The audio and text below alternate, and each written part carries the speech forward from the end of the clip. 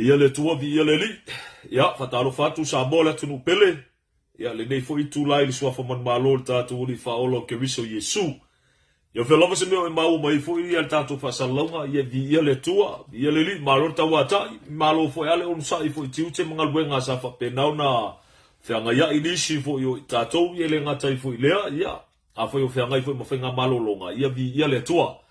Praise the Lord. Ye fa penau fatalo fatuai Felava se meo mau maritato fa salonga ia vi ia le tua tama ia te ngona ia tato tele fola loa fo isi fa malusi au ai le nei fo I tu la ia por nei fo ia fiafi ia te ngona ia o le taibi me la to titi a fole tu la fitu ai a te mato ila no nei Melbourne ai le fiafi o le stofi nei ia vi ia tama fa te le tu lo mo pe tato mana vai te tonu mana vai fafo ia vi ia le li ia o amanoa le au maua ia to inga panoa fa penei o le amanoa lo fa pena ona maua e oe mau ina ia I loe ta ua fa maulalo ta ua loto I lumo le tua o lo tau walanga ina perfe au le ngata I fo ilea ia o le taulongolongo ia o le fa Manatu ia ma le tu ia Tupe ina ia fa pena ona fa maulalo tato loto tato salamo I lumo le tua manu o maua le vanoa.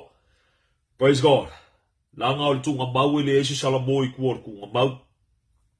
Ele ai fo ise ni Manatu mani langona e falia I tua le tunga mau.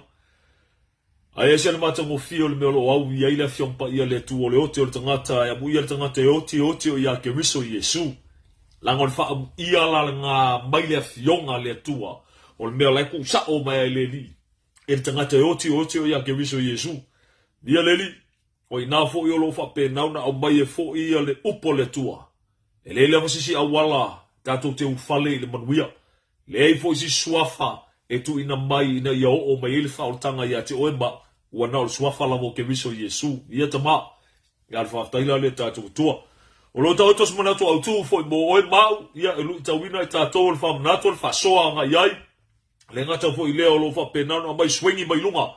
Ina ia fa pena ona o mai ina ia mangoto tono ayo loto mfinangalo to tele fo yo I tato tangata lotu tangata kirisiano ia po tato fo tangata anu o Samoa.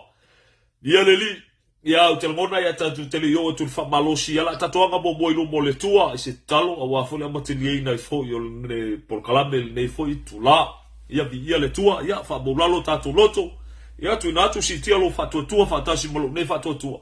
Ia la fa pena na fa leoina tato talo I lumo tato tua tato wifo matalo tamai vi fa ia o mato loto le ngata le nganga I faftai o le nganga I oli ona o lau fio faftai tele tamau o mato o lia malinei tula mata ngo fie ona o lau fio la sauni mato I falolongo ia wa fio pa ia ele ngata I fu ilea o le fa Manatu o taulongolongo ia tik mato ele ngata I fu ilea le ia le sinu I fu I o lau pelu awa e peo na feta lai o lau upu le I inisio au perfeta wa whano tangata ono le malama.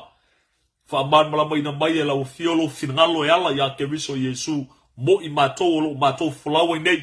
To tono lau e kalesia I le ngata I lea lalo o lo walo fatu noa. Le meo whapenau na maua I fo I se tangata onu ese le manuia ono o ke riso Yesu. Nia leli whaftai tele lo matou tamaa. Na matalia ina fo o por kalame le ngalua ina le mana o lau fio. Tai oe le ngata I le faton flau e ia I umea I lo lama vi inga. Ngata I fo I le vala watu anga pa ia le fa unga mana tala le mato falongo. Le ngata I le ngalua I o mato loto ia sua tosi na ina e lau fio. Sunu I le pelu o le tua ia mato I le ngata I le soane le mato pitola. A wale su eio fa malamo o mato loto ina ia suru ia le malamo tala leia ke riso Yesu. Ngata I le vala au Yesu ke riso le matou li faola e le lava se tasi matou te sulu iai wana oe le mana o lo toto e salu unga sausawina ai o matou loto ma faufaunga manu ntungauma fili wa inga mo lo lava vi inga lo ina le mana o lau fio ta mai mtu atu ia te oe mea uma fa ye lau fio me sisili mo I matou te lava se meo falongolongo ma e se uso se tua fine fea foi se meo fa penone falongolongo ma e foi se tamau se tina ia o fea foi se meo falongolongo ma e foi se tasi o ngalala ia te oe matu watu I matou uma ia te oe o I lato foi o fa penau na ave I matou mo lato fili ono o lo tala lele Lord na fetalai le ola upu e o le sambala. E nuti an le maa le lie. Ele ola upu e o le afi le lie. Lord ia faia la ufio mea matautia. Lord ina ia whapenau na fliu ina lo la towola. Fa mau lalo ia te oe tama. Wani ngaluenga to i lalo fa ina satania matu atu ia te oe keriso Yesu. Rebuke la ufio. Au ia i matou le mana o la ufio le lie. Ia i umea umai lo viinga o Maimoaga o matou o la whanau. Vio e whamavau. O na oe keriso Yesu e la to netau. Amene. Amene. Amene ma amene.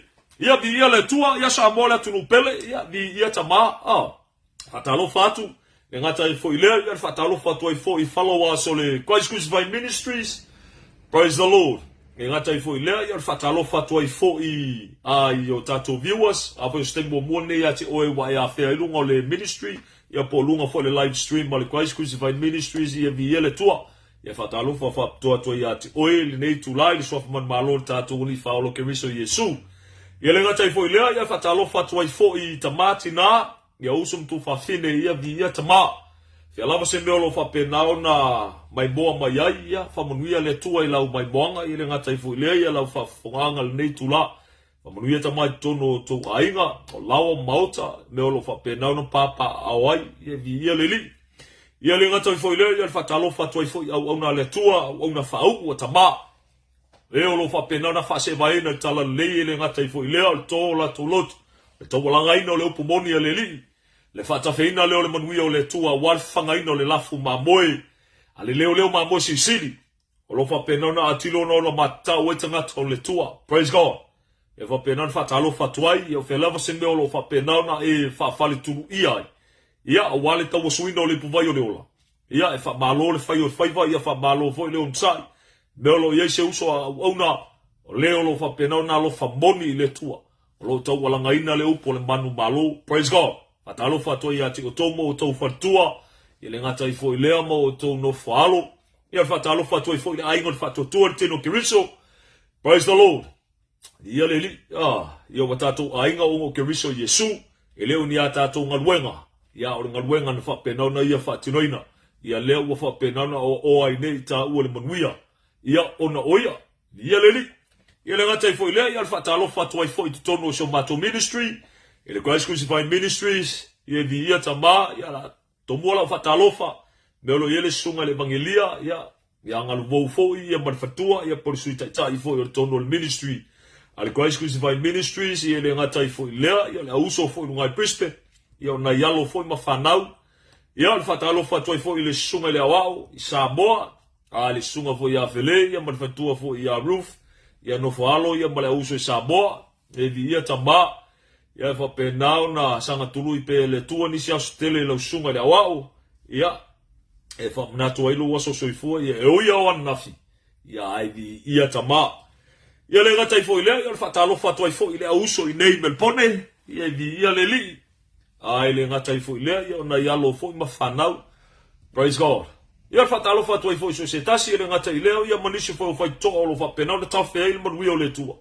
Ia po nisi fo i o Paul Kalame, ia o lo fapenau na tau alanga ina ile finangalo le tato wali, o lo atile ono o la matatau, tangata Samoa i le tua. Praise God.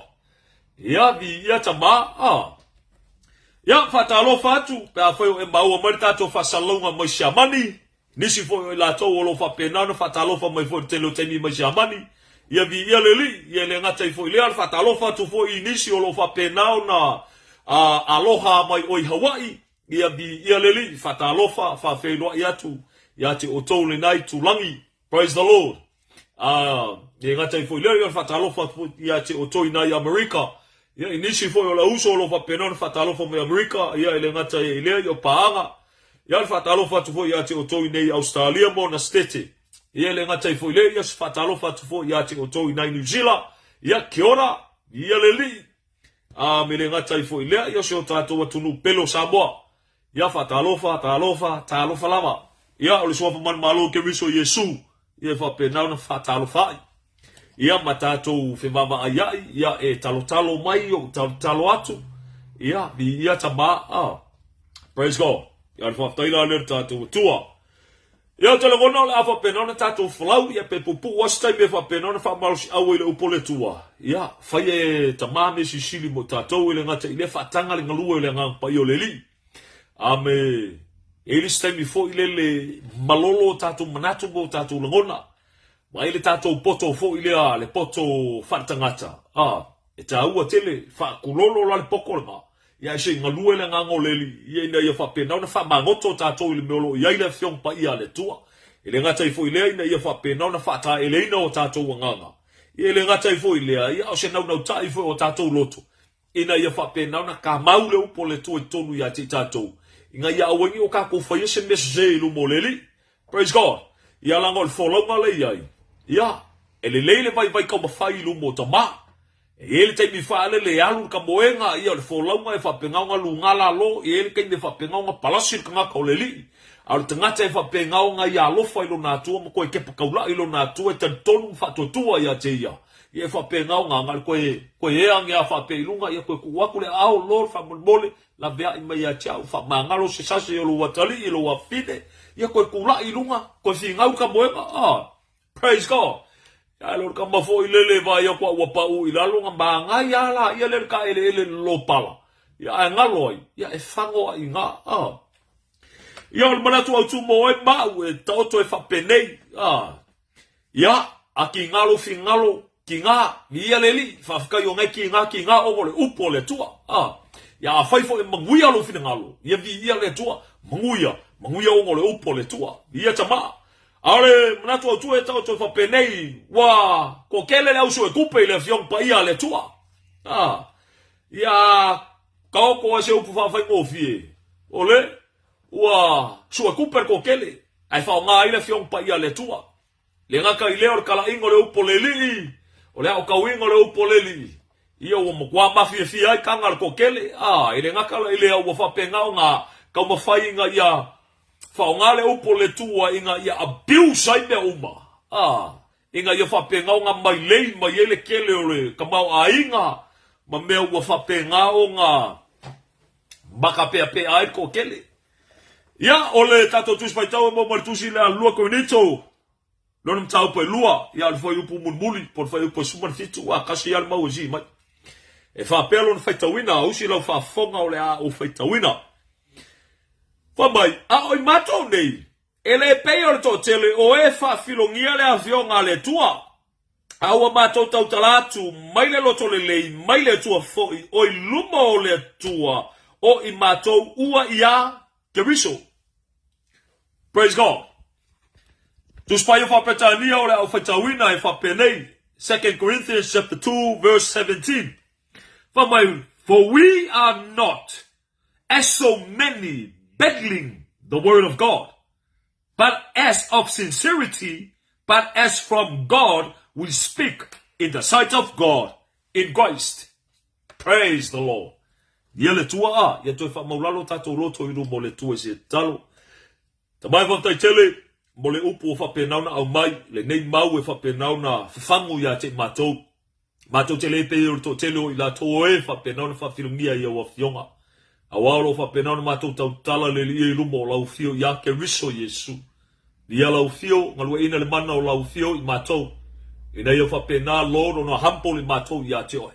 Ai sunu I le penu o lau fio I o matou loto. In order for us to get right with you, Father. Dio e whamavau. No e ke riso Yesu ala to netal. Amene. Dia le tua Banga ia le upu ngai fai mai e konginga. Ma tau tele pe yor to tele oi fa filungia le Afioga le tua. Famala fa petania ngai e konga mai. We are not as so many of those who are battling the word of God. O le upu ngalo ka o konga battling. Molmer so e kupe le Afioga le tua. Le la fa penga liuri nganga fa sa mo mai o fa filungia. O fa filungia le fa penga le pervert the gospel. Leko komu ia le makau pe fa, le fa penga ko ka kala mai la poskolo Paulo bako ke le fa filungia inga le Afioga pa ia le to Paul pervert.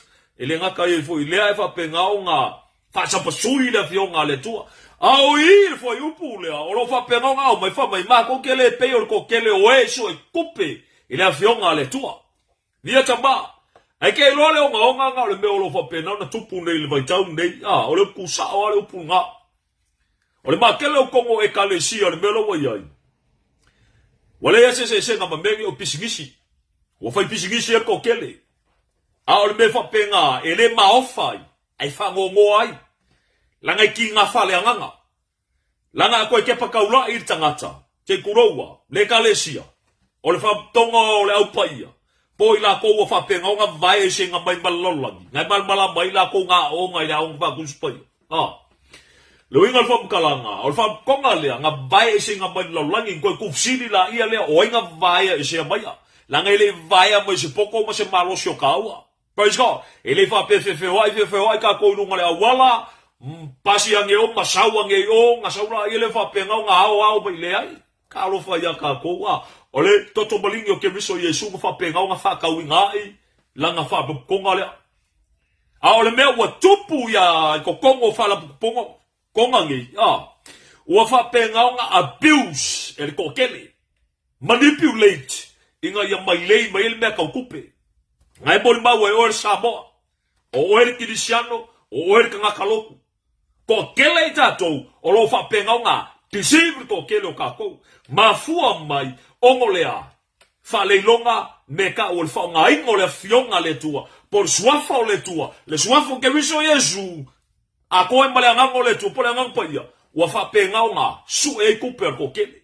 Wa fa ifa pisingisi ko kongo le ngaluenga le tua. Ni ia tama o le fa ngoa kele ngala nga o lo fa penga o nga ye ngisi o ka go. O le ko mumu. Ala o ai. Le fa ia mar ko mumu. Ka lo fa ia ka go. Le ke lo le le al mele kupu. Yo e langa le fa penga o nga ko kele ngisi o ka go. Alfa fkaila le me lo fa mai le au pola lo pole to lo ka kalangia mai la poskolo paulo fa mai langa ko kele ila ko lo fa penga nga manipulating le au pole tua fa nga le au pole tua inga yo fa penga nga su e ai ala ko me fa le longa aka ke pa ka ula nge ya ke lo kasi le lisi maka upu le kele nga su e kuper ko ke lo maka upu le furua ka ulo furua I pesia I ua mawalunga ko furua ngai lo le maliu mal ko kumang malo Yesu Keriso ko sa sfulua ile lunga I al maka upor sa ka ulo le la lo I ka lo fa ya ka ko o menga le ku pur ka dil ngai o maka upu fo ile o fa penga o nga fa fefe el ke lo fa fe au le ko ke lo ka nga ka lo loku inga ya fa penga ko anga la for ku pe ko ngoloku upu ngai ele fa nga ko kele fa mai au mai ku pe inga ya fa penga nga ko kongi ai fale le fa ye songinga mafai ke lo mafkanga alsili la mele nga fai fu nga fale la mele nga o haya mai nga fale o mai fa ku nga me nga umala ile ko fai ya ku ikanga e ka kaunga au mai ku pe ko kongi e benge alsili la ma fo nga li fa ku nga me au le fo le moti la nga ye ku ko ka lo fo ya ka ko wa la nga le sende nga ki e no mo si fa nga le tua e fe ka nga Yesu Keriso fa pengei mawa fua Foa I foinga. Langa. Mawa fua mai ka ko mai lunga. O le mea lai kafe mai lunga. O le mea wa kupu. Sau fua mai lunga. Ai fa kau e kuper ko kele. Ele nga kala ilea. Ai koe ke pa kau la. Kele mo meo revival I e fai. Kele mo meo outreach I e fai. Kele mo meo fai e. Mo a onga I e fai. O kupe uma mea le fa penga onga. Fa alwa nga iai. Au leo fa inga lau se lengi o lo fa penga onga.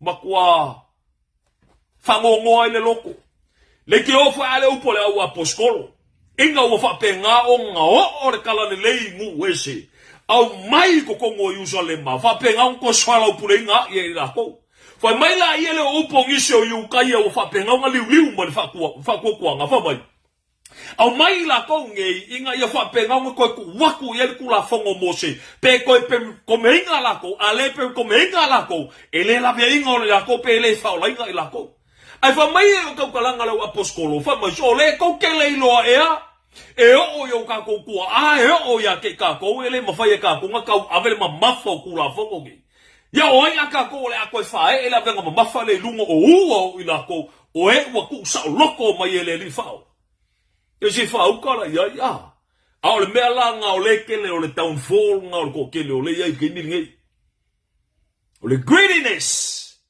mo le governessness maka kupe Le ki o a fai mai a kaukalanga le wa poskolo mai. O ila kongi o se yala o palamo. O muri ka yala o palamo. O mo le meka o le maka kupe. Se fa ukala ya. Ngai ese kazi o ministry o la o ge kaua. O le kaua o le fa ku foi o fea ma fea le mela yai. Ai fa penga nga fai mai a ko kongi lau kolu se lau kala.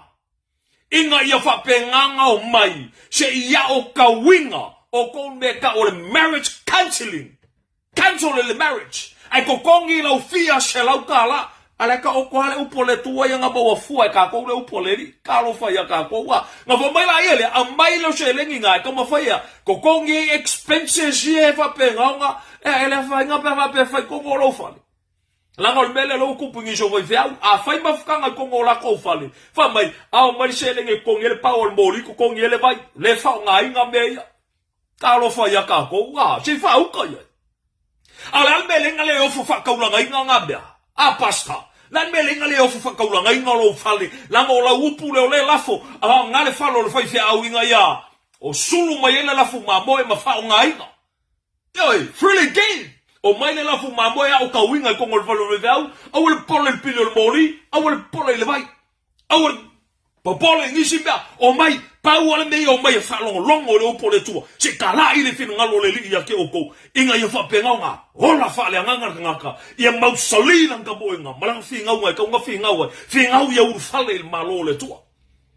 Se whaukala ia, umala ia leo whai mai ia langa o lae mau ke o i halls, ma meanga o le renti a mo hall o mai ka ko kupe ko kongi ele ai apa se mai kongo la kanga alo fa le la fu mamoe a fa ele hall la yai alo su ele hall ngai rola ele mai la kupe ko kongi ai ale o fa pena nga fa ko la fu mamoe fa lo skurwai nga fa ko le abe fa mai ko kongi ai me ko kongi expensive ko kongi ai me Alo fa ya ka goa o le mea ngalenga safai ma le mea ngalenga kele ai mo le mea fai onga o le mea wa fai er kangaka inga ia fa ele avenga mamafa ai fa le longa le lafi mai e kua meka o le maka i kupe ia ngola ele lusi a wali inga fale la ko revival fale la ko reach high mai fale ia kikele nga mai la ele fa ku umala ele kala inga kangaka ka o fingalo ke biso yesu ai uma ko fai kangaka au mai o ko kupe kongi ai fale ia ele fa pe fai fu me ngai ka lo fa ya ka ko o fea ho ye le lo fa ya Yesu va morbole feo ye ala I lo le malau si lo fie ngi sho ka ko ki nga fa le nga langa o kanga nga maliu ai le li o le ola nga malingi e lo ngoko o fa ka wingo la nga ekalesia ai ka lo fa le ekalesia Yesu Keriso o lo fa penga nga fa e lunga venga mafa Mela nga le ngalu lisi le loku. Mela nga le ngalu le fola nga lisi. Nga kele o lango nga inga le meta o saul konga mongi. Le nga le pese le saul konga. Ai nga kele o kofo le suo mali o le saul konga o lo yai. Le saul konga o fa penga nga fa saul loko e le li o le ola. Alo fa ya kako. Praise the Almighty God. Nga fa aku. Nga si lo fia le ya ko kele o ngisho kako le o kinisiango. Ngisho kako le au fa o la inga. Like e lo le ya. Ngai ke malamba leia le ngai kupul me ngai ke mafuka ai ko kele ngisi o lo fa penga nga bala au mai lo kanga mai fa mkala mele le mele e se kia le fa se aure ia ma meia kele me fa kongo loku ma meia ele I polo ai Yesu a le nga ka ko fa a le nga o fa penga nga fa nga inga kanga ka inga ya fa le longa ma fi kongo kanga me nga le nga ko kele kanga ka yo a o nga ya o nga fa se au Bo mela ko certificate fa penga o su e la kongu e o ia e fa penga nga ba kwa fa polonga kanga ko au loku e ko anga kanga ko le au loku e la un bai boa fa bai le lofa la un bai skuruai fa ile mea fa kaule mea u mai go ngale kulo u le au loku ai fa penga nga ngal ki e ai runga ile masala fa pe o winga sifi vo ile le Kalo fa ya ka ko praise the Lord ai fa mele u pule ka kalgi la poskolo paulo awa Mako kele pe or ko kelo la vanga nga. Kalo fa ya ka ko ale fa penga nga kaukala la ngo fele kula I lu mole tu. O ai le nga fa penga nga fu ai nga malele le upoleli o nga oi. Ke biso Yesu. Praise the Lord. Ko mai la yele ya ke o la fu mambo e ke lo fa ile. Ke lo fa ya Yesu ke biso. O e lore menga ke mafuka nga ke sa loko. Ke lo fa ku ya ke o ke sa ke loko mai ko esku vai ministries po fe ma fa sa ilin me ola yele o nga mongi ele tu elo fa mongi ile li e fa penga nga. Praise the Lord. E ke alu nga ya o ka winga o ile upo le tu nga ya fa penga nga. Ka fe mangwi ole ole li. Nanga ile i fa sa lo ko inga ka ko Yesu ke riso ka ko mai ko fa polonga ka ko ngola nga e kalesia. Ia taba al melanga le safa ko ke lo ngiso ka ko wa fa penga nga lusi ko ai lisi wa fa penga nga lu e aku le loko. Si fa u ka ia e uma enga me fa ye ngiso foi fe au se kulo wa kama foi le ale ngi loko e fa ia ala e au arsfua ala le ngi loko fa ia ala yao o i pusa meli yao ma yes furua yo ngaka le ngaka ngaku si pepas furua che fa u ka le mafo fa wa au makala i kongo loku a fa yele so furua ya ku si pepa ku la yele kongo le kinkanga por pusa nga ya o ya le fo ya au ko le so fu por vaso le ya la sa vale ku ki a kongo ko nga ya o mo furua che fa u ka ya fai malele ya yo se maka u lu mo le tua. Ele ngaka el nga wa fa mai kala ngisi ya vai o ko wi ngaka le kalesia ya la o holiday si fa u ko ye e va pena wa fa ya ru va ya so nga ke holiday ye ko lu va ya so nga ke holiday ye ko ko ngi male sfurwa yo lo ko lu va ya so nga o fe ani me va pena ko ngole u poletu e ke fiu e ke su e ko ngole vi nga pa ia le tu le ni fa ko ngi me fa pena ai mai se kuskusinga le au mai ko ngole kalesia Carlo Faitau koa. Praise the Almighty God. E ke feu e ke Faitau kongo le fionga le tua i kuskusinga le wapuskolo. Le ngalue mo yo le nganga le tua. I ko kongo le kalesia. E fa penga aka ko poko ko kongo sembea. E fa penga la u mal selengi se ko kongo le ba expenses i kongo i. Ole upo Yesu nga fa ya petau e ke lo fa ya tiau. E fa penga tend to my lamps. Kalo fa ia ka ko ia e vai ia u ka mai mamoi lango fa pertani nga tend to my lamps. Praise the Lord. Uma fa mai petewe ke lo fa ia ka feed my flock, my sheep. Fa fanga ia mamoi. Kausi ia mamoi. Si fa u kala ia fa le longa le ki fa ko ia le melo way. Why? Because only greediness. Money. Ia fango vakasi o e mau kupe. Kalo fa ia ka koua. Praise the Lord. Vale longa. Al menga ole kupunge ko kelo ngiso ka ko. Mela nga le nga fa penga nga le ko fialu ni sin loku mafua mo ko nga me fa pea.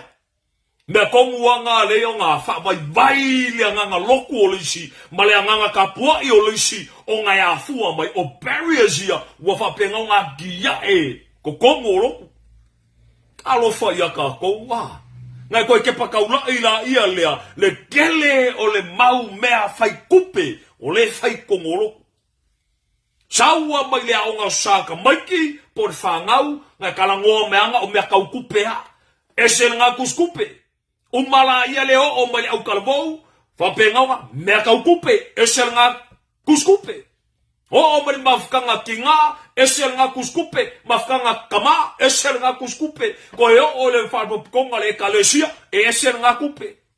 Fa konga kupe. A so e nga ya kupe ma menga mo kuskupe menga. So o le fa fe au riske o kupe, o lo lonko lu riske o kupe. Ia o lo nga kali riske o kupe, o lo nga fa finge riske o kupe. Kalo fa ya ka ko wa. A ko so e nga so le kofu uma konga kanga lo fe au ke lo mo menga. Praise the Almighty God. So ko pele fionga le tua. Nga mai la ia lo le upole li. E fa penga nga lau nga inga e. Mai lei mai e mon merselengi. Ai umai fonga. Ele o kala ian be ka or salmo i lumole li. E umai fonga. E lekle o ka winga mon meolea. E ka olea. Ole makwa ola fa pa ia inga i lumole tua.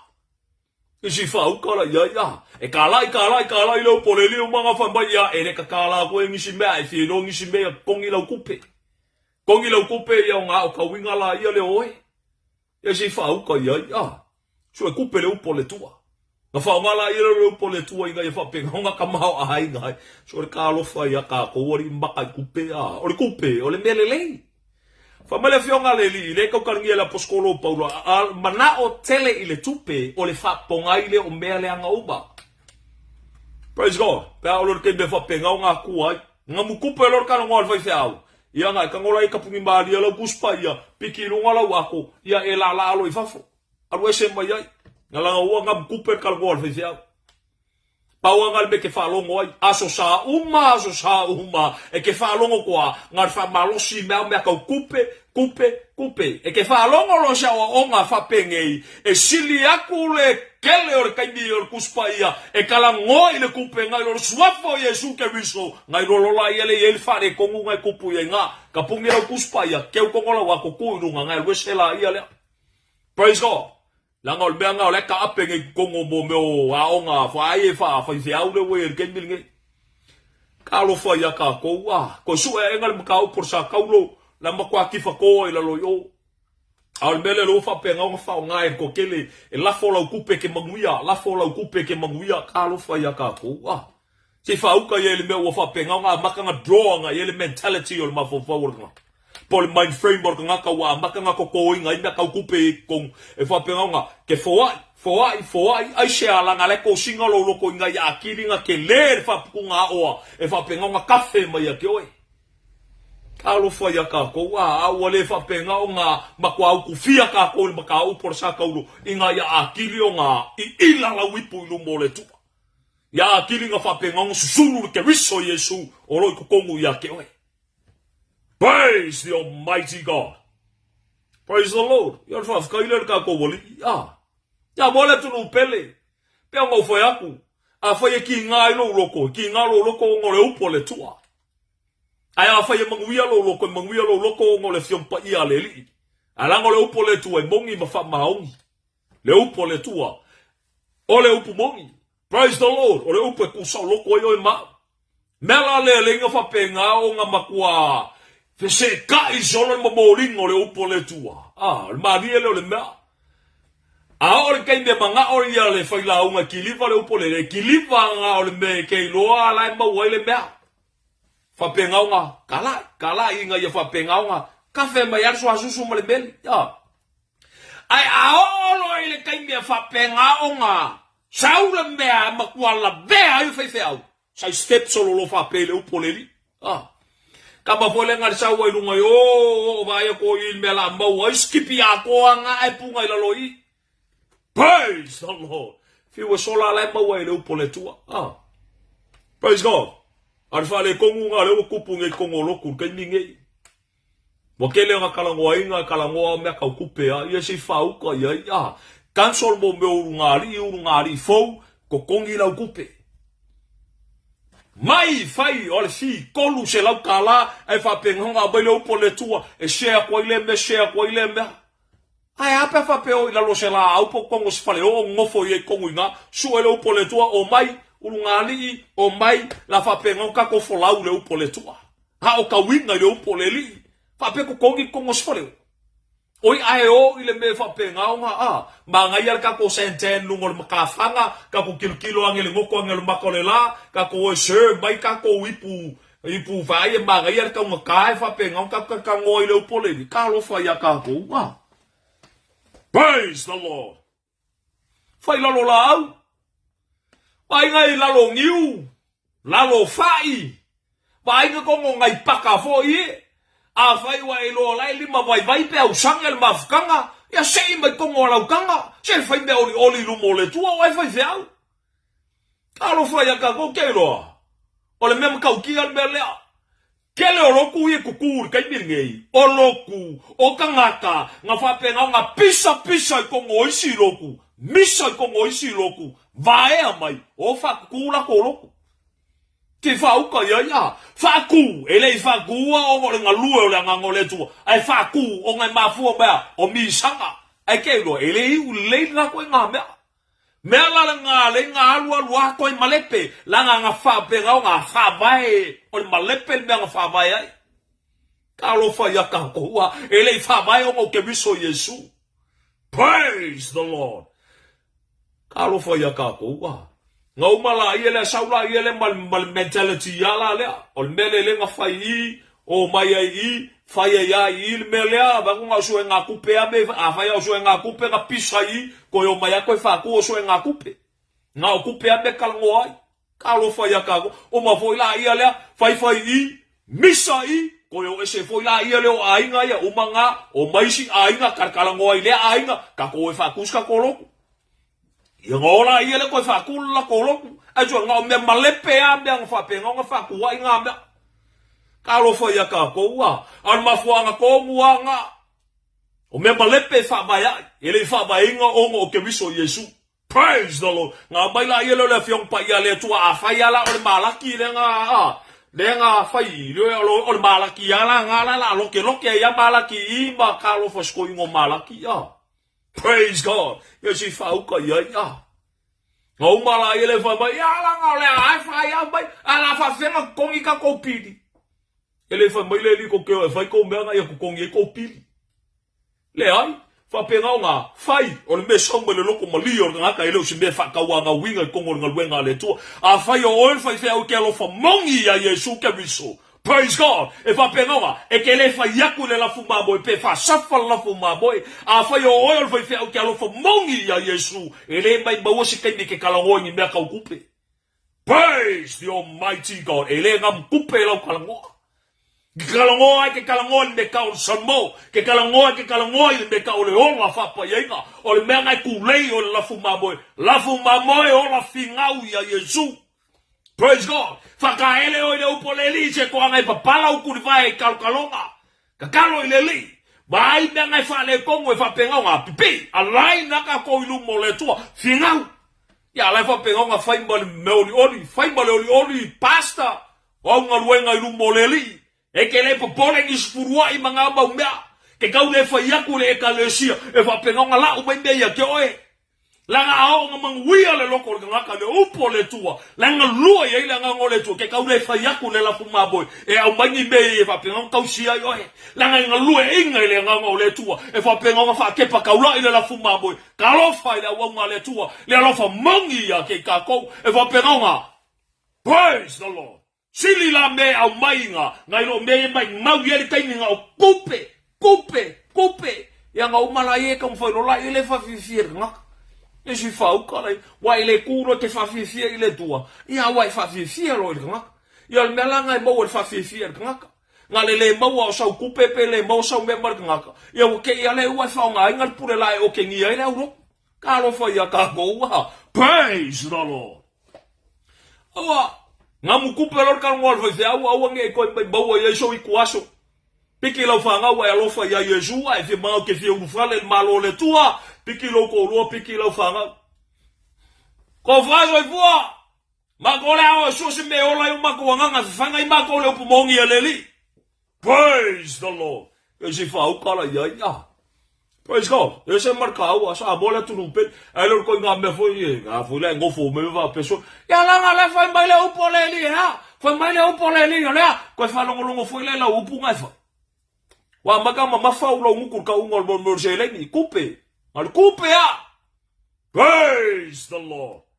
Ese fa u kala ya ata u tele ya te ta to sa bola tu no pele inga ya fa penga ko liu ko fa bale u ka nga saili ya ke viso Yesu e fa penga wa ku sa loko ba ka ko la nga ku sa loko ka ko Yesu ka ko ki sa loko mo fa maongi praise the Lord ya bela le lo fa penga ko por ko ke lo ngiso ka ko lenga fa penga nga malu e lue fe me ya ri sivaenga fe ki fa I solo li sivaenga ma fa penga ko fa ku mo nga ri sivaenga ma fu ba yo me ka ku pe lis ka wole ya lo loko nga wole sanga fo ai ke fa u ko ya ai a o fa u ke le fa malu sia o ke pole pele sa seleng pele ai sa fo ai sa le loku nga ya ka pe ngai no ele u pole tua fa ka ele o ele u pole li e ku ia ele u pole li me ka o le ola fa pa ia nga ma le ola finga u lu mole tua o ka manga ya lo ma sofa praise God ya si fa u kala ya se kala inga ya fa pe nga la ngonga me ka o salmo mongi lu mole li praise the Lord. Langal mkau kia la ma sa mo la tu no pele. Nger kende alu la rich. Pero or kende fa penga o nga faile openea. E ke le whaalongo kala ngoa mai se whai whiau po ai ale whai launga po I la kou olo whapengao ngā kaualanga inga mai e whapengao ngā whai lau spuruai pe sau e whai lau whoai. Koe ngā wholei oi ka ngakale ke whanoro le whai ngō open air ma le whai ngō outreach. E ke le whalongo a kou kai ni maketi kaualanga le upoleli e le whapengao ngā aua kau ke whaoa me spuruai mea. Ne ai, pauan mele ke whalongo ai. Salamau ngau Yesu e ke olai. Ele ai la posisi awala I malo le tua ngau Yesu ke biso ale alo le tua soifua. Te whauka ia. A vai e whapenga o ngā fia la vea inga rau ka ngaka mawhoro ka ngaka ila li. O le mawalo vangoa ke whapenga o ngā samali mali mai ai. Saula ia le kumbai lumai mai muli mai upor ka kalor ngai e whapenga o ngā la vea inga I oe. Kalo whai a pepero. Ngau malola ia le wa liu mai ka ngaka lea. Sauror ka ngaka lea whai mai o ai se loko e loko a whai le se loko e loko ai sau ka kou mafuka. Nga saula ia le o ka ngaka lea malonga ngau ka I le wha mai sole o le whai au le ngau whao lai ngai. Ngai kofula ia le kongo le loku o le asu samo mua ke whalongo I le upo le tua aua ke whao me spurua I mea. Ko angai au mai lau foa I ko kongo le ngaruenga le to feo ia le Yesu le ngau whalongo I whafoi o whambo. Le ngau au mai ongo le Yesu le ngau walanga I mai whafoi o.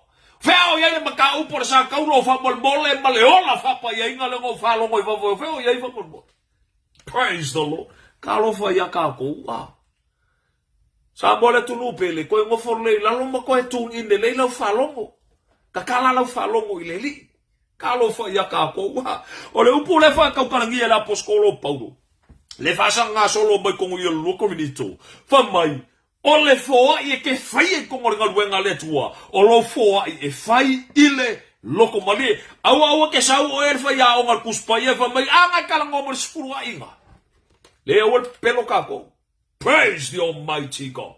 Via tamaa e ke fiu e ke sau e whapengao o paualo le fisile eva kui a ki oi se saua se esu ea mai e kongo le Afioga le tua o fea o iei kuskusinga ma o onga e whapengao nga whakawanga o le maka upunga e kongo le kalesi fea o ia fea ko kongo le upo le li e whakawanga winga le maka upo spurua e ko kongo le e kalesi a Yesu ke viso fea o ia au ke si ia mai al kusia malaki ilang al kusia malaki ilai koe o ngai ko sili le po le kalangoa ngai o kalangoa le kalesi a Yesu po le kalangoa le whangongo Israel.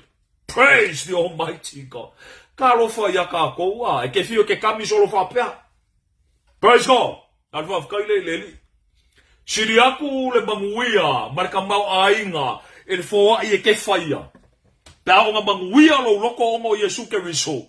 Ngai lo sfurua. Ai aka ko aku fo I la le whaka o konga le maka upu lea I longa faa kula whangoinga markava vaenga I tusa ma le Afioga pa ia le tua. Solo mua ia ke o kou fai au ngai ko ke pepelo le maka upu nga. Ke le mai ka uaku ia ke o kou. Praise God. Fai au umai e fai al maka upu le sfuruai. O la kou I e whapenga nga whakaua nga winga I kongole kalesia. O la kou kongua nga ngai nga oi le maka upu nga. Ma o la kou foi nga ngai o se enga le maka upu nga. Praise the Lord. Ai koe fia malmalama le maka upu spuru ai. Alo susu e fa leile upo le tua. Ngai koe fai kaula ia le kava vaenga o le maka upu spuru ai. Lenga fa kongu winga le tua. Mole whangau ngai sawa eru. Lenga koe si mai e malaki. Praise the almighty God. Ngā maila ia le se e koe ke pakaula ia. Po le a saoa. Le whaka o konga le whaka oko ia le tua. Ia tamaa. Oh ia Yesu ke riso nga koe sawa kaukalai ai le kaukau I lungo sa kau. Praise the Lord. Si whaukala ia ia. Ar taua le ia te tatou. Mela nga ai whai kaunge ia o onga le au aposkolo. Nga lua le nga ngole tua. Inga wa koe kumang malo Yesu mai kunga mau. Ma wapenga wa koe a fio o ia se eile kuka makau tama. O ia nga maia mea lofa. O lofa fola wai kongola nga e kalesia. O lofa penga nga kava vai ai. Mea uma e kako ke whai e kongole kalesia. That is the order of God in His church. Praise the almighty God. Via le tua So or ka ua nga. Via leli, a langa manguia lo loko ongo le Yesu ke riso le nga kau ilungo sa kau lo pe le upu le kala ngoma la poskolo Paulo. Ma ko kele pe ko kele e Faafofoga'aga le Afioga le Atua. We are not like so many of those who are belittling the word of God. I found my before the sight of God. Lumo si fangpa ia le Atua o lo mako wa kala inga lang fingalo langa wa ke riso Yesu. Praise the Lord. Yes, if I call ya because of Jesus Christ. In Christ. Praise God. Me foi langa la kala ngo ko faso ko ba mo kingo. Dangor fa mo ola o mau. O ka oko ya Yesu ke riso. Yesu ke riso mal mafo nga lenga maliu o ia. Langa makaukia kele langa sa ko nga fa sa loko e kaua. Langa mo lunga kele long maliu, mo lunga kele long ko kumang malo. Nga fa pe nga ka va vai o mai me uma. Mai o io mai ai me uma. Ka lo fa ya ka ko al me o kupu ya ke ka ko sa mo le tunu pele. O fa pe nga o ma kwa fa senga o ka ko ma fo nga. Ma fu mai sia langa fa sa pasul ki li vangor fa o le tua. Praise the Lord. Dia le tua Makao por sfuruai. Now fa ko ya ke oi accordingly to the word of God. Lumo le tua. Ya Yesu ke riso. E ke le malaya. Pe ale fa ya so sfuruai. That is the truth. Ele malaya oi. E ke le fango se oli. Pe ale fa ya so sfuruai. Praise the Lord. Why? Langa the gospel. If I bring on a fangai oi mau. Not the law. The gospel. Gospel oi. Jesus Christ. Praise God. Kaua na le anga kaua le gospel. Le kala leia Yesu ke riso. Kaua le piyamai. Langa o le makau pu sa oanga. E ka kaunga o kawingai. Le tangata Samoa. Por kangako ngu ese. Inga ia whapengawa. Po ngeki kaua le manguia. Le nga whekalai ai le tua i le amakanga. Le la kafe mai ai. Le la whapengau kau kalangia le upoleli. Le ko yese yukaya. Le ko yese elengi. Le ko yese sauloko. Le ko yese polonga. Le ko yese kange. Le ko yese haba. Awa aveolea. Tino e kasi ongo ai. Ke riso Yesu. Via tama. Oia laringa. Wa lai onga banguia. Le kangaka Samoa. Por kangaka ngu ese. Wa kongeki ai. Ile mkongo le meka o le ekalesia. Praise God. Via tama. Langa le maka upu sao alea. Eka kauma ka inga maya ke ka ua. O le kalalele e whakakau ya ke riso Yesu. A langa. Au mai le maka upu le ya ka ua sa mole atunu pele. E whapenga o ngā. E ka kangi ai lalo ka ua kurivai. E makua mala au ka ua. O le ale au wala e mawhainga whaolai ngai oi mau. Via tama. Praise the Lord. A la le kenyunga sao le tuni ina ka ua. O le mala au ngai ka ke mala au wai. Lala se mea au ngau whaia inga ia ou. Whaolai ngai whamun mole. Praise the Lord. Ai ongo le mea wa kupu ya ke kako wa manipulate o kako mafufau. I le kele o le ngau sa. Ma le kele o le lapisi. Me kongo anga ngai whai mai la poskolo Paulo. O mea sa o ngai a ke au. Ma mea sa o whaia. O mea sa o wa o ngai. Ma mea sa wa peronga o whavi vi anga iai. Ua lapisi mea uma. Inga wa o maua ke riso Yesu. Si whau kala ia. Melangang fa melang kala ai fia kala ngome ke ngi kumang yang ai sala e silimusa ilo kangaka ai fia kala ngome le kuorkingo silimusa ai fia kala ngome meka or kulafongo silimusa. Praise the Lord. Au meumanga I count it as rubbish. Why? Because I have found Christ. Praise the Lord. Ole me piko sili o nga kaua ile ola marsoifua o le kangaka kirisiango langa lai kalango Yesu ke riso e murmuri ya Yesu ke riso aole mafuanga lea ole me ua kupu langa ua kele le ausu e kupe ile Afioga le Atua fasusenga ila ile o ko kele keiloa ole me ua kupu ya ke kako ua siliengu ko kele o kangaka kirisiango ua fango se oli mafua mo ole mka upu nga meka kupe Umagwa ko kele la ufango seoli. Asia wala ko le anga ile kala leia ke riso Yesu. Ao le mea ngalo ka oko I kuskusinga le Afioga le tua. O le kangaka ele anga le kala le leia ke riso Yesu. E sau Yesu. Ma le afi mumu. E taui masui. Pe fasiokia. Pe le lingi e kosa. Lungo le kangaka ele anga le kala le leia.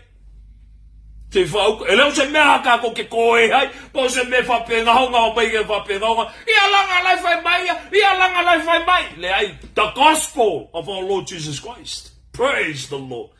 Afkaya ile li ya. Almeanga le kupu ya ke ka ko koe kilo liu le lei se ia lo loko la vai ia mamao la vai la kele la vai fakanga le nganga le tua vala we Lord please Holy Spirit come se fa pula inga o mako lan fa le kongure fa polmole le lei la vai nga yo lo ke biso Yesu kilo ko fa mamaka o ele li fa mamaka o ele li le makau ki o fa le kongure ko kelo misio ka ko praise the Lord. Ao ia fa penga ka ke kaula ai. Ao li ka o pumua le o fa penga nga. Makwali linda I vai or ko kele. Sa peis o ai vai or ko kele. O maka o po me ka kupe. Kama mai male akwa. Au sulu ai la ulo isi. Kope. Te fa longo la ile le por fa o fa ku ya ke. Ku sa pekele sa le loku la sa. Ai pa wale me ia e fa baongi lo skuru ai. Te koe, whalongolongo foi le leo pungai foi. Kusa peke le sau le loku le susa, a ia whamaongi lau se furuai. Church, wake up! Te alo ia irunga, whalongo foi lau karinga le mea, la whamai, kusa le upu la whamai le whaiwhiau. O ke le kea ia o e peke le sau ke whalongolongo le upu le tu, o ke le kea ia ke o e peke le sau le loku, ngal pau alea, whai, lau ma le kupe I. Mai le kupe, alu e whaino o langa. Nga umare fa mai o lai sila fie le tu o koloko, langa mo mia, le provider I kongo ainga. Whakari la wha mormole. O le ale melo wa o ka winga ya ke ka ko inga ya Afrika ko whaku kuanga ya ka ko ngaluenga ma ka ko kupe. Ka lo wha ya ka ko wa. Au le mela le o lo whapenga o nga wha ko kele. Nga le kala I al whingalo Yesu nga le umafa mai ya. Kele or kalangoa mar kele or kende faalu kalangoa or selengi ka uswa fo Yesu ai fa mer selengi o manga fa mai ia wo langonga mai le nganga le tua the Spirit said unto me o lo ia ka ngakale fa penga ka nga zola nga seed of $1,000.22 so ave vea fa morbole ave vea Kalo foi ya ka ko wa so e ora ngoko me ko ngol bank account ai mo we so le fia fa le moko foi fia ora ya fia ka vale le ka vale manga ya le ki e mo foi fia wa kalo foi ya ka ko so ala fa mo si ava ko wa ngale tu ale o lu ko fe ai manga kama ale fa mai ai moa o se ya lo palamo maka kupe fa ole lumo le tua fa nga inga fa mai o le mafai o nga o fe ku le me fa manguia ya ile tua which is mongi mafa maongi ai fa mai langa upo ya a le menge le lingi mai ko sa le tua lo ngol fa ngol sa rai lo mai ya ko fa nga po ko afige ave fa bulilua ya ke la ko si fa o ka ya fa le longa ai ko fa mai lang kal so ke fi o ki por o ki o nga cambio ko ai uma si la fi le tua le se le mo ti la ka ko ye ko le maka kupo le ungo o le oki. Ka lo fa ya ka ko wa fa mai la ile ai nga wo fa penga nga pulumbo I salai ma fulo I salai. Fa si oki ko ma palamu. Praise the Lord. Ta wo te sa bola tunu pele. Ele fa pesca o faleanga. Ele fa peo se loko leanga. No. Langa mama be ye loko mama. Ai ele ye loko ele. Praise God. Ora me lo fa penga o kala ngo mai ele o poletua.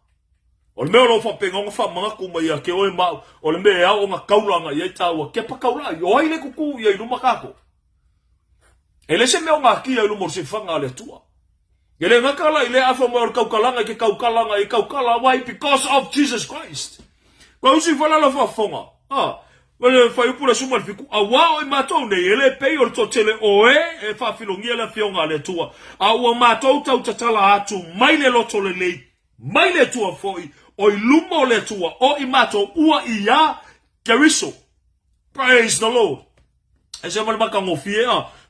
For we are not as so many battling the word of God, but as of sincerity, but as from God, we speak in the sight of God in Christ. Praise the Lord. Alofa lafu mamoy, pastor. Alofa lafu mamoy, mafuanga nga lenga entitled oil pastor to shepherd the flock. Praise God. If I penga overseer, make gongole kalesia. Run in the order nga wenga letua accordingly to the word of truth. Praise the Lord. E fa penga nga ke fire ki uke ka wave ole alofa ile lafu mamoya le tua. E le fa peo o fa peo wa ko fa komo e. Yo se kulo wa ma li e fo idi si aso se kulo wa. Le pe fa yo fa no logo me nge fa kuwa. O idi si aso ko ko imba ilo fale. Ma saula yele ilo fale e fa mai le upos fa kuwa nga. Ya yo ngor ki kilo mo yo Kelemete mo se nga ko lua. Ngai ka mai monti ya. Ya Fabai lola ia le sfarkua le o fai asing makuoski nga. Fabai ya.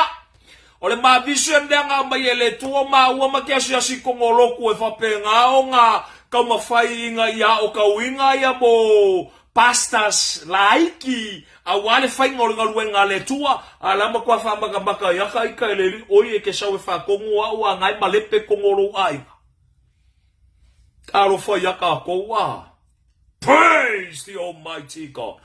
Oia bako ele tuole vision ya oi ke sau e whapenga o nga o kau pastas laiki e munmurika e ko era ngai fai. Praise God. Esi whaukala ia. Ele whapeo se whamaulunga. Ele whapeo se loko feke. Le ai. E ngalua inga le whaibanga ko inga ele li. Ma whapenga o ngapala au inga i ele li. Langai ka au o le pola pui le lafu maboe ele li. A ola le kaime whapenga o nga kaukalangia ele upu mongi ele tua. E langonga inga le lei ele lafu maboe. Whapeo le ai. E bongi ma whabaongi langa lai. Alaing ma le fionga le tua. Praise God. E lofa le tua ia joe. E lofa fui le tua ia tea. Dia le li ia. Alanga o ka aua le ia te ta aua. E le ngal pipi o ka aua le pikola aua le tua. Alanga e fisiringia i le pikola aua ka aua. Peka kia lofa i le tua. E kia lofa i le tua. A faile kia lofa i le tua. E sila fia i le tua na tangata. A faile kia lofa ia Yesu ke riso. Vi ia le li. Faia me ia vi ia i le tua e ala ia Yesu ke riso. Praise the Lord. E si whaukala ia ia. Whaisinga maulunga ke lor maliwa Yesu. Malong koe kumang malo. Ele marini fualong koko whamolmole. Ele I si ia fua ele li ile ipu o le wainga mafakusalia inga whamai o le ipu le nei o lo toto o le toto o le whenga inga faulea ua whamalingina mo o tau ele la fua I Yesu le upunga. Praise God. Le whea ngai ngā fau a new covenant. Praise God. Le whapea koe si I mai tusi le e peru whamai ele ngaka o le new covenant but o le everlasting covenant through the blood of the Lord Jesus Christ. Praise the Almighty God. Melanga le koe kaukarangia la waposkolom whamai o imago o auanga ar whenga i o fau. Nia tama. Ele koe whai ala semea e koe whapolonga I ngai le la fumamoe e whapenga o ngā su e kupe ai I le afionga le tua. Nia le lia. E se pari maka ngofi. Sa mola tunu pele ta ua tele ia te tatou. Ia whangu ia ke o whangu ia ke au. Langalo koe whawhau kua ku ia ke oe. O oe le tangata Samoa. O oe le au au ngā le tua. O oe le lafu ma moe le li. Le aka li ima le afa fingia le tua. A whai e ke whalongolongo. Le whai te au me ke whalongolongo ai e ngā mu kupe lang kalangoa. O lau whau kuanga ia ke oe. Ka pengalau ako uuro ko ulo malau whangau. O e sema ima inga. O ile meolo ia ile au ngā le tua e alofa mongi ia Yesu ke riso. E whapenga o ngā whapuroinga. Ia ke okou ile kalalelei ia Yesu ke riso. Lea o ka winga ile ola whalea ngā. Ile kau kua male au ngā ile li. Praise God. A koe whaiangu nu mai whiau. Leo pene ea. Ma koe ngā me whapenga. Kokongi lau fia se lau kāla. E vai kolusu. Kolu se lau kāla e council lai. E council e whai o le wharikari malo. Te whauka e. Kako oi o le miso te whai e o kako counseling. Kako oi o le makawhanga le whale peach. E wapenga le peach whale. E whai e kako counseling i ngā. E whawhela lofa. E le ingo wape. Kako aku i lalo pulu. Kako ifo i lalo ngiu. Kako oi kai makeki. Che kako mingoi e kuku o le whale ia. Kako oi ku o le whalo le malo. O i ngai le koko ngia. Ka ko fa soa le upo le tua. Sa mai lau fa malu. Se fa uka ya. Ka ko ngoi le lo fo le li. E fa pengawa. O ai le kanga kai fia fa pengawa ko setin ora longa ainga. Sa mai lau ko lua sa mai lau fa ngau. Praise the Lord. O ai e fia malamba le fia nga le tua. Sa mai lau fa malu pa mai ko ke mulba.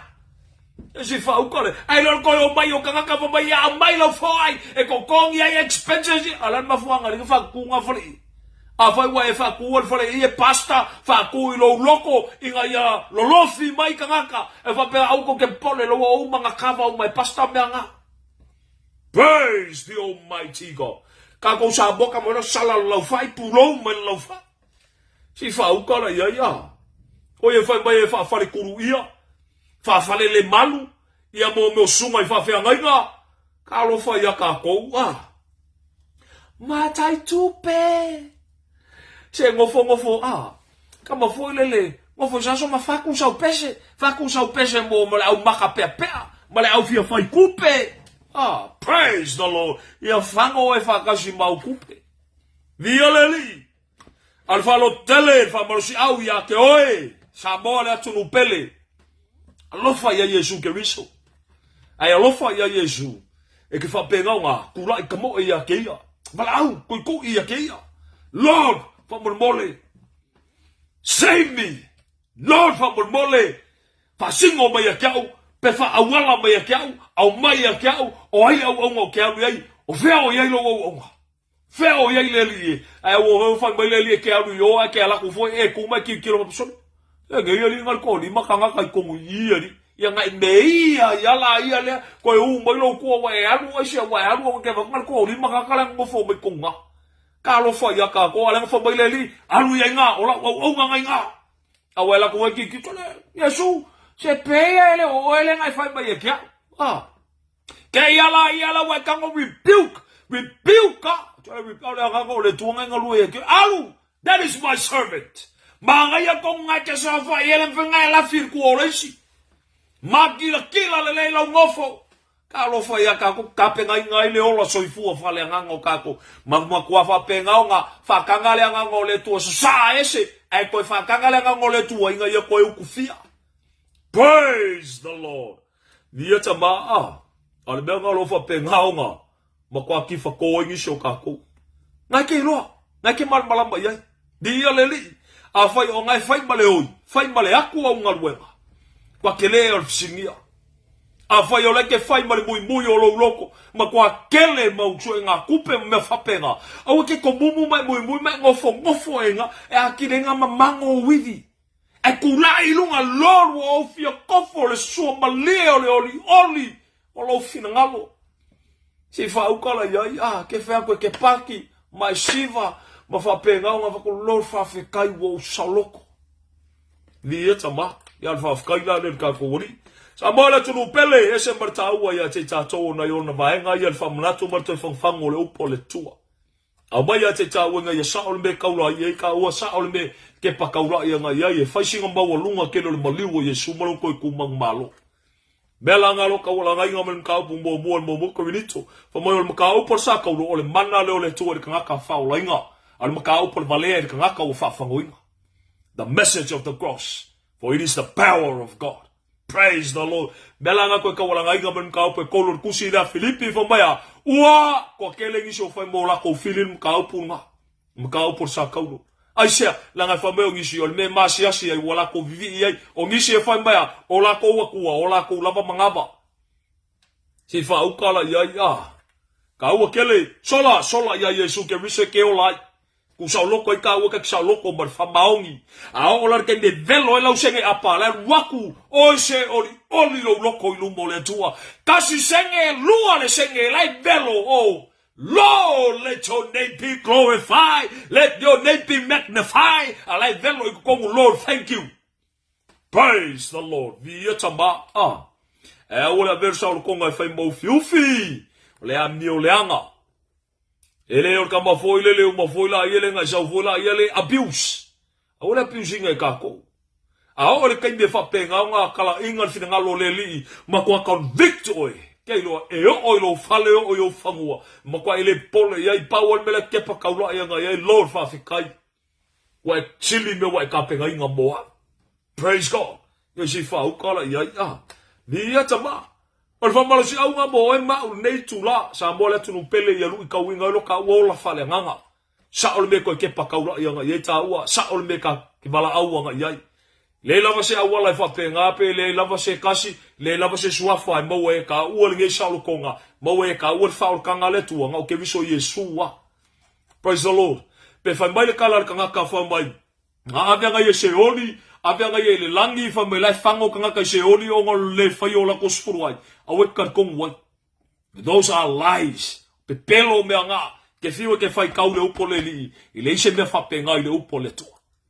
Le se me fa penga o saula o onga mole e kalesia e fango o se oli pe ale fa ia sa uspurua via tama pe fa mai kala nga faila nga vision saule angelu fa mai lea malea bako e lungo le langi fa mai o sengele salu ese angelu mai lungo le langi ele kaulia those are false ele o ngakasi male upo leli pe pelo me nga o miki pe pelo mamo me o falinga pe pelo me nga Kalofa ya ke ka ko wa. Praise the Lord. We need to get right with God. Praise the Lord. Humble ka ko lu moleli. Fa penga fa mo lalo yo tato loto ile ngaka nga ka wa ka ko salmo. Finangalo nga le tua. Inga ia li liu ka ngaka uma. Peo mai ka ngaka uma. Inga ia salmo.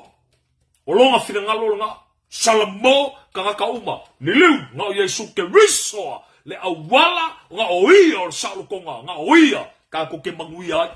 Praise the Lord through our Lord Jesus Christ. A fai ole a fa peka ua se ngal ko kuwa I va ka ofi ma fa penga fa kali relax ko fa penga Lord fa bolbole take full control of my thoughts. Take full control of my life, my heart. E fa penga nga for me to learn and commit ya ke oi.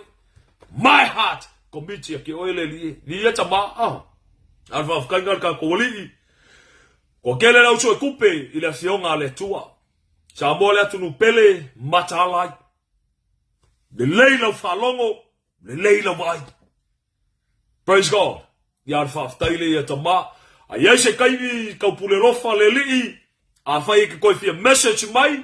Ile ngaka lo ngeka ngaka mangiso le auso ko fala wa ke lenga le ngam ka upu. Via le tua feel free. Afai foi ke fia ko I mai lo fale. Peke message mai pasta Kelemete ele fa bongo inga la lo kali ele se inguingo skaki fa bolbole ma se ko fa so mai le upole tua o se o ngofie ka mo via tama pe ka ma fo ile mai tawe nguskaki e kongi kuku ia ule ala via tama me via ile li ya fa kaile ya Yesu ke riso yo ale kongia kai ke se ala le ka o mele o ngalo ka o la moleli ya fa kaile ya Yesu. Praise the Lord. Ya fa penga nga va ku foi fa malos au moe fa lo ku kele oe a ku feangu kanga kai ke oe ongo le pumongi ma fa penga nga e ka ngapa mai Lord Jesus Christ via le tua le liu ma fa ku Yesu fa kai wa ngalo ola moe pe ka lo ku foi ka o kanga ka lo le fa e au sursu se au ke fiu la vale au ke ku foi runga u pe ala ko ka ai foi au pe ala le ai ku fa lo fa fe kai Kai lava, wa maua singapi nge aulo moleli. Ya mai alu mole akoa. La fa Yesu ya ke oe. Alo lo kufo, nunga e lau vale yei, o fa kule ke se salmo. Praise the Lord. Ya fa kaile leli. Praise God. Ya sa mole tunu pele le uso. Via tama, uso ko finge ya ke riso Yesu, aingon fa totua, o I lava se sa mo o mau, merita to fa salongo netula. Vi ia le tua Faamanuia tele le tua le fa malosi nga moema. Praise God. Fa kanga le nga le tua sungu ia kongo ka wolo. Ia tama. The mai fa tele la ufio mo la upu fa tai Holy Spirit ngalo ina o tangata. Move us closer to the cross. Bring us to the cross. Praise the Lord. Vi ia le tua fa tele mo ne avno mat ngofie o mato fa ngolongo. Watalinga fia longo, lolo si fonga. Ni oe fa vau. Ina ia fa penau na lolo a I o mato iwi. Fa ta ele a I o mato wanganga. ina ia puna pele vai o le ola I tonu ia te matou se yo o lava I le whamavau. Ni ia o elo matou atua, whaftaitele mo manuia, wa e salu unga ia I matou, ono o ke riso Yesu. Thank you Lord Jesus Christ. Thank you Holy Spirit, and power ia te matou le ngata I lea le anointing, nunga ia te matou. Ia whatu mawina, le whaunga mana le se yo o lava I le aso e whamana veina ia matou ngā ruenga. Ia Faamanuia lau o fio ia au ona na tofi mawhau, whaaloto tele ia te ilatou, ne ngata ile ia whatamau ai gaina ia ua fiong paia, Lord ina ia whapena te pataula ili mata upo sa tau ia te oe ke riso Yesu, di ia leli, ne ngata ilea, o le aingo le whatua tua, ina ia whapena Lord ona ola mawaa matou, matia I lunga ola upomoni, ele ena le whalongo, a ia whapena na whaile lie, di ia lau fio, ina ia whapena na whamasi ma ina upo mtala ala whanau, tau tala tusa maua fionga, ngalue ina fo le malosi, tusa ma le malosi, na fo ina mailo mato wali, li ala ufio. So mato watu nu pelo sa mo, ai lava se tasi o wha maulalo loto I ate oi, liuli walo fonga oelo mato watua. O lau upu fetalai na fetalai ai, o leu wa ima yeo fonga o leu wa wha maulalo ma le loto tinga, ma leu wa ngatete I lau upu le liye. Lore wha maoni olo mato watua. Lavia ina I lau ufio e peo na lavia I mai ya I mato. Ia suru ia ia te lato I peo na e suru ia ia te mato. Ina ia whapena na whaunga ina aso tolo lato wola. Tau tua mau au na ia te oi. Sio mato atunu pelo Samoa. Lord ina ia whamau lalo lato loto liu ia te oi ke miso Yesu. Ina ia whapena na whatanga ina lau fio. Lord ina whatonu whalau sio mato atunu. Le ngata ia I lealo mato oli. Ina ia whapena na ilo na whamau lalo masalamo ia te oi. Awawa na o e lava ke miso Yesu le ala ili manuia. Ni ia e whamavau. Ata I leolo nu o Isawaelu ono tupunga. Le whetalainga o la upo e te toi liu e la via ilo nu. Ai se ufale le ato toanga o nu ese lo mato tua. Whaftai tele ta maa Faamanuia la wa fio le lie. Ia I mato umo la ufana muso se tasi. Wa maua pa wa fea le lie la upu fola neitula. Ia Faamanuia o lo mato tua. Ngaluenga to ilalo satani. We piuke oe ke riso Yesu. Sa lunga le mana o lo toto e sau ina I mato. Mai a foi se me mato te faie fa peifo le mato lava una I leonga. A o faie tusa malo fatununga. Thank you Lord for using us. Such an honor, such a privilege, serving the Almighty God. Ni oe vafte tele ke riso Yesu. Ile mana o lo swafa. A wa o e lava o le tupo o e fo I le ali oli. Without you, we are nothing. We thank you Lord Jesus Christ.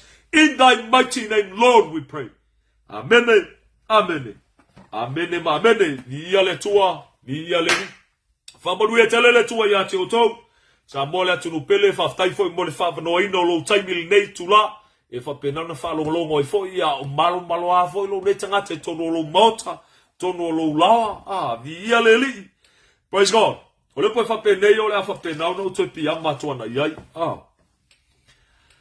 A whai e manu alo loto peti ngalo fide ngalo ono se upu na ula foa.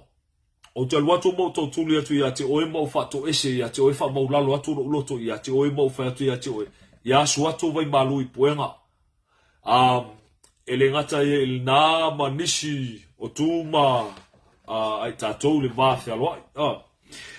Ai a whai e manu alo loto peti ngalo loto ono le upo le tua.